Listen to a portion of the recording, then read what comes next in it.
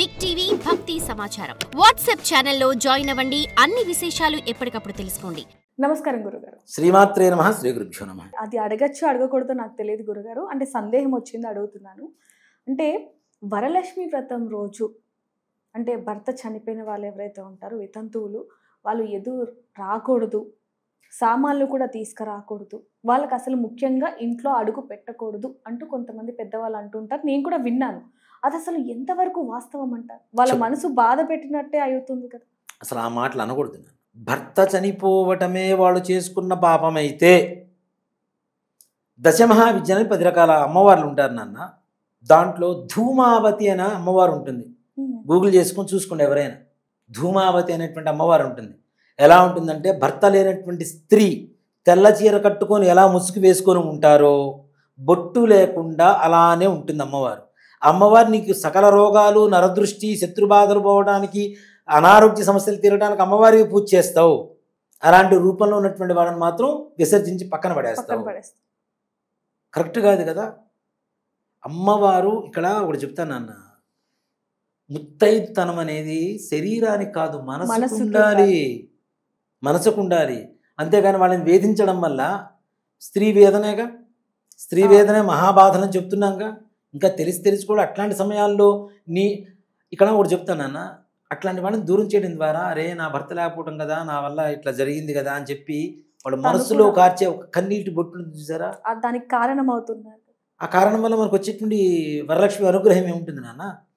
అన్ని రూపాల్లో అమ్మవారే ఉన్నప్పుడు ఆ రూపంలో కూడా అమ్మవారిని నువ్వు ఎందుకు పూజించవు? తల్లి కావచ్చు, చెల్లి కావచ్చు, వదిన కావచ్చు, ఎదురు రావడం కాదు, పక్కా నుండి అన్నీ చేయించవచ్చు. దాంట్లో ఏ రకమైనటువంటి సమస్య లేదు. అయితే మన కుటుంబీకులు అంటే ఒక విధంగా చూస్తారు, వేరే వాళ్ళ కుటుంబీకులు అంటే మరొక విధంగా చూస్తుంటారు. దానికి ఏమంటారు? అదే కదా వచ్చిన సమస్య. పక్కింటి వాళ్ళని ఒకలాగా, మన ఇంటి వాళ్ళని ఒకలాగా చూస్తున్నామంటే అక్కడే నీకుండేటువంటి లక్ష్మీతత్వం, దైవతత్వం మొత్తం పోయింది కదా. అందరిని ఒకలాగా చూడమనే కదా. మనుషుల్లో ఉండేటువంటి మానవత విలువల్ని చూడాలి. అంతేగాని మనుషుల్ని, వాళ్ళకుండే ఐశ్వర్యాన్ని, వాళ్ళకుండే నుదులుకుండేటువంటి బొట్టుని, కట్టుకునే పట్టు చీరని, పెట్టుకునే వజ్రాల నగల్ని కాదు చూడాల్సింది, వాళ్ళ మనస్తత్వం. కొంతమంది ఉంటారు నాన్న, భర్త చనిపోయిన తర్వాత, ఇప్పుడు మా అమ్మగారే నేను చెప్తున్నా, మా అమ్మగారు లేకుండా నేను ఏ పని చెయ్యను, దాంట్లో అనుమానమే లేదు. నా గృహప్రవేశం రోజున కూడా మా అమ్మనే మొట్టమొదటి అడుగు లోపల పెట్టించాను నేను. మా నాన్నగారు లేని, మా చిన్నప్పుడే చనిపోయారు. మా అమ్మగారు ఆశీర్వచనం కావాలి నాకు, అంతే. అంతేగాని మా ఎవరో ఏదో అనుకుంటారు. మొట్టమొదటిగా నన్ను పెళ్లి కొడుకుని చేస్తున్న తర్వాత నా పెళ్ళప్పుడు కూడా మా అమ్మకి మాతృవందనమే ఫస్ట్ స్థానం వాళ్ళదే. వాళ్ళు ఎలా ఉన్నా సరే పక్క వాళ్ళు కూడా మానసికంగా ఎప్పుడు కూడా విధవరాంటారు కారు నాన్న. ఎవ్వరు కూడా ఎవరు కోరుకునేది కాదు.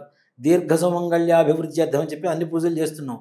భర్త కంటే ముందు భార్య ప్రాణాలు వదిలిపెట్టాలని కోరుకునేంత గొప్ప మనస్సు ఆడవాళ్ళకి మాత్రమే ఉంది నాన్న. అందుకని ఆడవాళ్ళు ఎప్పుడు గొప్పవాళ్ళు. అది నిజమే గురుగారు, దాంట్లో అనుమానమే లేదు. ఇప్పుడు భర్త కంటే నేను ముందు చనిపోవాలంటే నేను 10 ఏళ్ళు బతకాలని కోరుకుంటారు ఎవరన్నా. నా భర్త కంటే నేనే ముందు చనిపోవాలి సుమంగళిగా. అంతకుమించి గొప్ప మనసు ఇంకెవరికి ఉంటుంది నా స్త్రీమూర్తులకు తప్పితే. అందుకనే భూదేవిని ఆడవాళ్లతో పోలుస్తుంటారు. థ్యాంక్ యూ గురుగారు. Thank you so much. శ్రీమాత్రే నమః. శ్రీ గురుభ్యో నమః. For more videos like this, subscribe Big TV channel.